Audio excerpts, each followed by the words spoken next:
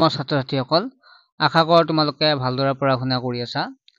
ছাত্ৰ-ছাত্ৰীসকল তোমালোকৰ যিটো ভূপৃষ্ঠৰ পৰিৱৰ্তন ভূগোলৰ প্ৰথম চেপ্টাৰটো ইয়াৰ MCQ কিছুমান মই আলোচনা কৰিম 1 নম্বৰীয়া প্ৰশ্ন কাৰণ তোমালোকে দেখা পাইছা যে 1 নম্বৰীয়া প্ৰশ্ন আজিকালি 50% আহে আৰু তোমালোকৰ সিলেবাস মতে সো 1 নম্বৰীয়া প্ৰশ্নৰ ওপৰত গুৰুত্ব দিবই লাগিব। সো মই তোমালোকক ভূপৃষ্ঠৰ পৰিৱৰ্তনৰ কেইটামান ইম্পৰ্টেন্ট 1 নম্বৰীয়া কুৱেশ্যন আনিছো যাতে তোমালোকৰ পৰীক্ষাত লিখিব পাৰা। ছাত্ৰ-ছাত্ৰীসকল এনেদৰে আমি চেপ্টাৰ ওয়াইজ সকলোবিলাক ভিডিঅ প্ৰস্তুত কৰি যাম চেপ্টাৰ সো চেনেলটো সাবস্ক্ৰাইব কৰি ৰাখিব পাৰা। প্ৰথম প্ৰশ্নটো হৈছে যে নদীৰ কাৰ্যক সাধাৰণতে কেইটা ভাগত ভাগ কৰা হৈছে। ইয়াৰ অপচন যদি চাও 2টা 3টা 4টা 5টা ইয়াৰ শুদ্ধ উত্তৰ হ'ব 3টা। 2 নম্বৰ প্ৰশ্নটো হৈছে তলৰ কোনটো বাহ্যিক কাৰক নহয়। ইয়াৰ যদি আমি চাও এটো বতাহ দি আছে, বি বৰষুণ, সি ভূমিকম্প, ডি হিমবাহ। ইয়াৰ শুদ্ধ উত্তৰ চাও তেনেহলে সি টো হ'ব শুদ্ধ উত্তৰ ভূমিকম্প। তাৰ পিছত যদি চাও তলৰ কোনটো বতাহৰ দ্বাৰা সৃষ্টি হোৱা নাই। ইয়াৰে যদি আমি অপচন কেইটা চাও অৱনমন, ইনচেল বা গ্ৰাব আৰু বালিয়াৰী। ইয়াৰে শুদ্ধ উত্তৰ চাও তেনেহলে সি টো গ্ৰাব হ'ব ইয়াৰ শুদ্ধ উত্তৰ। অৰ্থাৎ বতাহৰ দ্বাৰা সৃষ্টি নহয়, বাকি কেইটা বতাহৰ দ্বাৰা সৃষ্টি হয়। বতাহৰ দ্বাৰা সৃষ্টি অৱয়ব তলৰ কোনটো বালিচৰ, অৱনমন, প্লাৱনভূমি। ইয়াৰ শুদ্ধ উত্তৰ চাও তেনেহলে অৱনমন হৈছে বতাহৰ দ্বাৰা সৃষ্টি কাৰক বা অৱয়ব।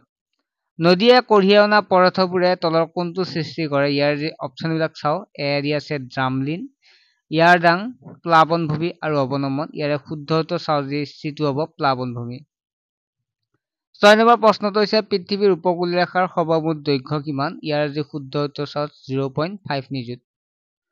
সুনামি কি 7 নম্বৰ প্ৰশ্নটো। সুনামি হল সাগৰৰ তলত হোৱা ভূমিকম্প। ছাত্ৰ-ছাত্ৰীসকল ভিডিঅটোৰ মাজতে তোমালোক এটা সুখবৰ দিব বিচাৰো যিবিলাক ছাত্ৰ-ছাত্ৰীয়ে টিউচনৰ অসুবিধা হৈ আছে, তোমালোকে টিউচন ল'ব পৰা নাই কাৰণ পইচাৰ কাৰণে হওক বা তোমালোকে টিচাৰ নোপোৱাৰ কাৰণে হওক, তোমালোকে আৰু এতিয়া চিন্তা কৰিব নালাগে কাৰণ তোমালোকে মাত্ৰ 49 টকাতে টিউচন ল'ব পাৰিবা। বৰ্তমান টিউচন বিলাক চলি আছে। তোমালোকে ডেসক্ৰিপচনত গৈ নাম্বাৰ এটা পাবা, সেই নাম্বাৰটো SMS বা ফোন কৰিব পাৰা। লগতে নাম্বাৰটো তোমালোকে যেটো কমেন্ট সেকশনত পিন কৰা থাকিব তাতে তোমালোকে নাম্বাৰটো পাই যাবা। তাৰ পিছত নেক্সট 8 নম্বৰ তলৰ কোনটো জলাশয় 1897 চনৰ ভূমিকম্পত সৃষ্টি হৈছিল।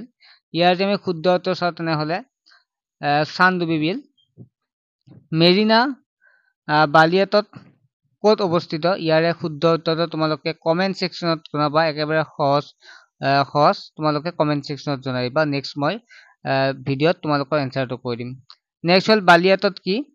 ইয়াৰে শুদ্ধ উত্তৰ হৈছে বালি জমা হৈ সৃষ্টি হোৱা কিছুমান অৱয়বক বালিয়াটত বুলি কোৱা হয়। উপকূল কি নদীৰ পাৰ, সাগৰৰ পাৰ, হিমবাহৰ পৃষ্ঠ। ইয়াৰ যে আমি শুদ্ধ উত্তৰ চাও তেনেহলে বিটো হ'ব শুদ্ধ উত্তৰ, সাগৰৰ পাৰ হৈছে উপকূল। গ্ৰাফ কেই প্ৰকাৰৰ 2 প্ৰকাৰৰ, 3 প্ৰকাৰৰ, 4 প্ৰকাৰৰ, 5 প্ৰকাৰৰ। ইয়াৰ শুদ্ধ উত্তৰ হৈছে 4 প্ৰকাৰৰ। পৃথিৱীৰ উপৰিভাগত কিমান শতাংশ জলভাগ।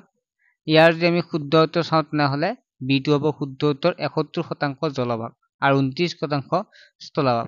ছাত্ৰ-ছাত্ৰীসকল এইকেইটা তোমালোকৰ বাবে ইম্পৰ্টেন্ট আছিল এইটো পাঠৰ। বাকি আকৌ পাঠ গিলা লৈ আহিম, তোমালোকে জড়িত হবা আৰু টিউচন ল'ব বিচাৰিলে মেথ, সায়েন্স আৰু ইংলিছ গ্ৰামাৰ তোমালোকে ডেসক্ৰিপচনত নাম্বাৰটো যেটো দেখা পাইছে বা স্ক্ৰিনতো তোমালোকৰ শো হৈ আছে সেই নাম্বাৰটো SMS বা ফোন কৰিব পাৰে।